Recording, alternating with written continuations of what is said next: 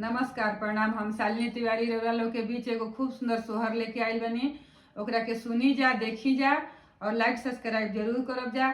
अच्छा लगी तो कमेंट करके बताइब जा और शेयर भी कर देब जा। मड़ई में बाप